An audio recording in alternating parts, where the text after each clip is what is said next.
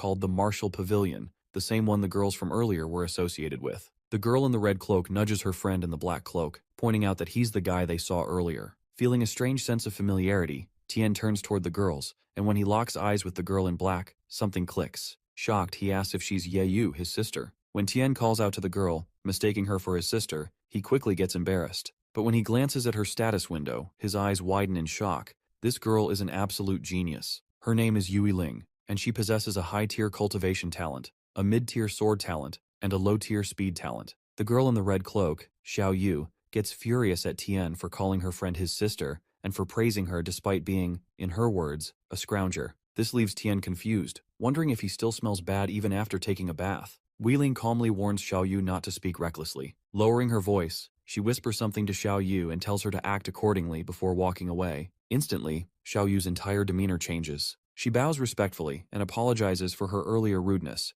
explaining that her lady, Yui Ling, has corrected her. She further adds that Yui Ling had to leave first due to important matters. Grabbing Tien's arm, she assumes he is here to sell supplies and insists that, because of their earlier behavior, they will double the price for anything he wants to sell. Two volunteers take his bag full of loot and lead him to a private room. Inside, the place is filled with rare and high-quality items, proving that this is the Martial Marketplace's biggest shop. One of the girls offers him tea and, before stepping out, informs him that the value of the armored ox's horns and leather comes to 20,000 yuan. As promised, they will double it, making it 40,000. This comes as a surprise to Tien, who never expected to walk away with so much money. A little later, Xiao hands him 4 white cards, each worth 10,000 yuan. Grinning with excitement, Tien can't help but think how happy Ye Yu will be when she sees this. Just as he's about to leave, Xiao adds that the manager, Yui Ling, instructed her to let him know that, as a further gesture of apology, he'll receive a 50% discount on anything he wants to buy. Hearing that, Tien decides not to hold back and starts browsing the shop's reference menu. As he scrolls through the list, he finds the prices ridiculously high and mutters inwardly that the big families controlling the Cultivation Association are the reason everything is so overpriced. Still, he settles on buying a profound training manual, a monster directory, 3 bottles of mid-tier monster blood, and 3 restorative elixirs. Altogether, it costs 78,500 yuan, but with the discount and a little rounding down, he only needs to pay 70,000. Tien hands over the gold card, glad that he took Li Kun's money, but deep down, he knows this VIP treatment isn't just because someone at the shop called him a scrounger. He's got no clue what they saw in him, but they're clearly treating him differently for a reason. When the staff says nothing more, he heads for the door, only to be stopped by Xiao. A small grin forms on his face. He knew it wasn't going to end that easily. Xiao then tells him that her manager would like to meet him, if he's willing. Pressing forward, Tien arrives at a hall on the 2nd floor, and the moment the door opens, he sees Yue Ling sitting there, calmly sipping tea. He's stunned by how much she resembles his sister, but he pushes the thought aside as they greet each other. Yue Ling welcomes him politely and mentions that she's from the Mohai base. As soon as they shake hands, Tien manages to copy her high-tier cultivation talent, and with a slight grin, he introduces himself. Yue Ling gestures for Tien to sit, and as she pours him tea, she explains that anyone who steps onto the 2nd floor of the Martial Pavilion is considered a valued guest. Confused, Tien admits that he is of common birth, with no ties to political or influential families, so he doesn't understand why he would be called valuable. Yue Ling agrees but calmly points out that his value lies exactly in that, his independence and lack of affiliation. Tien says nothing in response but quietly notes how composed and thoughtful this girl is, so unlike his sister Ye Yu. Without wasting time, Yue Ling slides a symbol across the table and reveals the real reason she invited him. She wants him to join her Martial Pavilion. The way she says it reminds him of Ye Yu, someone he could never bring himself to say no to. Even so, he asks something that's been on his mind. Mohai is a massive base filled with talented people, so why would they want someone like him, a novice martial warrior? Yue Ling rises and explains that bases like Mohai are powerful, not because they never lack talent, but because they are always searching for more. Tien finds himself unexpectedly impressed. She may look like a delicate girl, but her words carry weight and vision, far beyond anything his silly sister could ever manage. Seeing him lost in thought, Xiao cuts in and suggests he shouldn't overthink it, adding that even elite disciples from powerful families dream of joining her lady, but don't meet her standards. Tien knows it's a golden opportunity, yet he also understands that joining any organization means giving up freedom and risking exposure. If anyone finds out about his secret ability, it could lead to a gruesome death. Wanting to stay safe and independent, he hesitates. Yue Ling notices his reluctance and directly asks for the reason. Struggling to say no to a face that looks so much like his sister's, he tries to explain by bringing up the rumors about the Iron Fang invasion. He says the incident created chaos among many political families, but ironically, it gave him peace. That's why he doesn't want to live like them or serve people like them. Yuling is slightly offended by the comparison but keeps her composure and offers him time to observe them first, saying she has more than enough patience. As Tien walks out of the martial pavilion, his thoughts spiral. He questions what it truly means to be a martial warrior and what talent really is. He's furious that those meant to protect the people are instead abusing their power, making life even harder for ordinary folks who already live in constant fear of beasts. On top of that, he feels weak, and in that moment, he swears to grow stronger and rise even higher. Just then, a status window pops up, notifying him that he has successfully copied a high-tier cultivation talent. Seeing the notification, Tien doesn't hesitate. He immediately fuses it. After so many days, Ye Tian is finally back home. The moment Ye Yu sees him, she runs straight into his arms, hugging him tightly. She playfully teases him about how much tougher he looks after being gone for 20 days. Tien doesn't hold back and proudly tells her that her brother is now a martial warrior. Hearing that, Ye Yu jumps with joy, and seeing her so happy makes Tien smile. He thinks to himself that once her talent awakens, she'll become a martial warrior too, and he decides to keep improving her talent whenever he finds compatible items. After the excitement settles, Ye Yu insists on giving him a trim since, after growing his hair out for more than 20 days, he's starting to look like a beggar.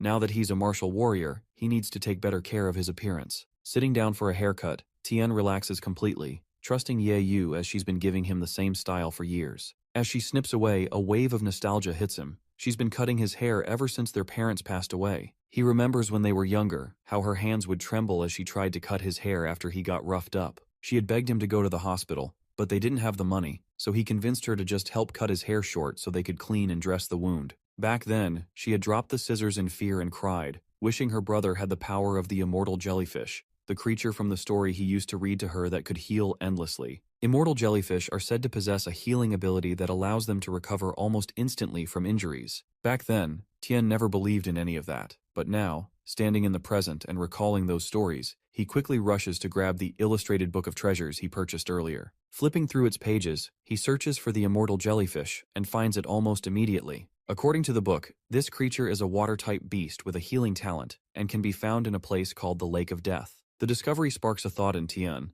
If he can copy this healing talent, he would no longer need to worry about getting injured, and Ye Yu would finally be able to stop worrying about him. Curious, Ye Yu peeks into the book and is stunned to see the same creature from the stories of their childhood, shocked that those tales weren't just made up. Still, she pulls Tien back in front of the mirror to finish his haircut. Later that evening, Tien is in his room reading, testing a new body training technique designed specifically for martial warriors. The method progresses in stages. At the novice level, it strengthens the skin, mid-level targets the muscles, and late stage reinforces the bones. Trying it out, Tien quickly realizes that this new technique absorbs energy much faster than his old methods. Eager to amplify his progress, he decides to drink a bottle of mid-tier beast blood. The moment he does, the absorption rate triples. Seeing this improvement, he decides to continue cultivating at home and plans to head to the Lake of Death as soon as the cooldown period ends. Since his talent copying cooldown time is 30 days, Tien smirks maliciously, already planning his next move, to find the immortal jellyfish and copy its healing talent.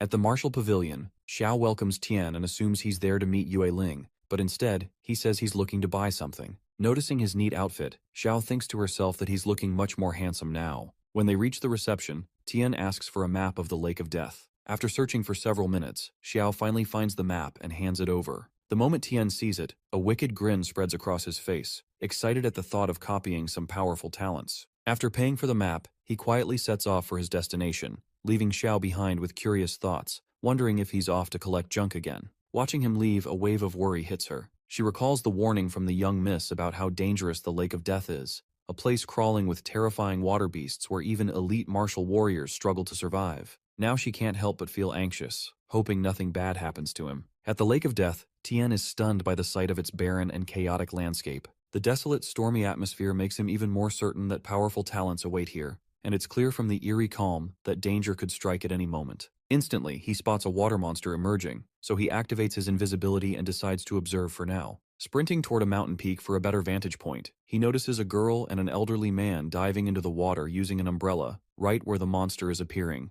Upon closer look, he realizes it's Yue Ling with her elderly companion. They are both leaping through the air, narrowly avoiding the lightning bolts triggered by the monster's presence. Yue Ling is clutching a chest in her hand, and from their expressions, it's clear they thought they wouldn't make it out alive. As the top-tier monster opens its mouth to devour them, they manage to escape the water just in time. Completely exhausted, Ling collapses onto a nearby rock, unaware that a swarm of small monsters is creeping up behind her. Seeing her fall behind, Tien knows he has no other choice. Using his speed talent, he darts forward in a blur, ready to strike and protect her. Ling keeps running, determined not to let the monsters catch her. One of them is just inches away when her elderly teammate yells out, urging his young lady to stay safe. Just then, Ling turns to face the monster, shuts her eyes, and activates her secret technique. A glowing flower forms on her forehead, a saber appears in her hand, her hair turns pink, and waves of pink energy swirl around her. In a blink, she vanishes, leaving the monster confused for a moment, until she reappears mid-air, locked onto her enemy with unwavering focus.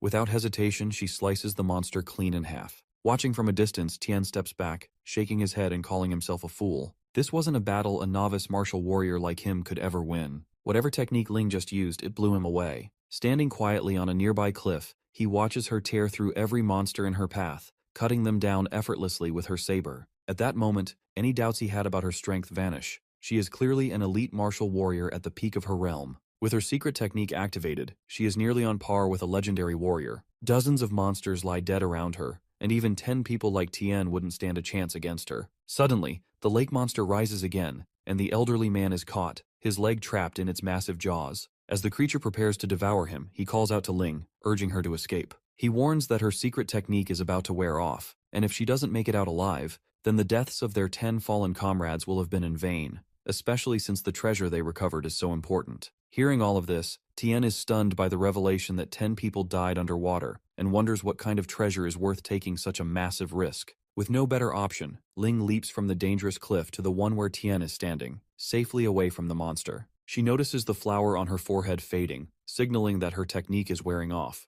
Exhausted, she collapses to the ground with the treasure beside her. When Tien reaches out to examine it, Ling, despite her weakened state, warns him in a faint voice not to touch it. Seeing how protective she is even in that condition, Tien reassures her that he has no intention of stealing it and decides to take her somewhere safer, far from the chaos. Gently lifting her in his arms, he asks for her permission to head to a nearby cave. When she remains silent, he takes that as agreement and quietly carries her away. Inside the cave, Ling sleeps deeply from exhaustion and injuries, wrapped in Tien's cloak to keep warm. As he watches her, Tien can't help but notice how much she resembles his sister, except for the small beauty mark near her eye. Out of instinct, he tries to wipe it away, but when his fingers touch it and it doesn't budge, a nervous feeling creeps over him. It's been several hours, and Ling still hasn't woken up. Tien wonders how much longer she'll be out. Squatting beside her, he examines her face, but when she lets out a faint groan, he quickly stands up, surprised. Ling finally stirs, still in pain, and slowly opens her eyes. Shocked, she asks if Tien saved her. Brushing it off, Tien lies and says it was just a coincidence, that he happened to be passing by. After cleaning off his cloak and thanking him, she hands it back. As he puts it on, Ling compliments his guts for daring to come to the Lake of Death alone and makes a silent vow to recruit him into the martial pavilion no matter what. Suddenly, without warning, she summons a glowing orb that startles Tien. Ling grins at his reaction and explains it's called a light stone, a tool that stores and emits light. Tien is stunned by how she made it appear so effortlessly. Ling finds his curiosity amusing and promises to explain everything once she finishes drinking her healing potion. As she quietly waits for it to take effect, Tien drifts into thought, wondering if this could be some kind of space-type talent. But he recalls none of her listed talents included anything related to space. Once her healing is complete, she suddenly kicks Tien lightly on the leg and tells him to get up, reminding him he wanted to know where the items came from. Alternatively, she picks up the bronze chest in one hand and a small pouch in the other, and to Tien's surprise, the pouch absorbs the entire chest in an instant.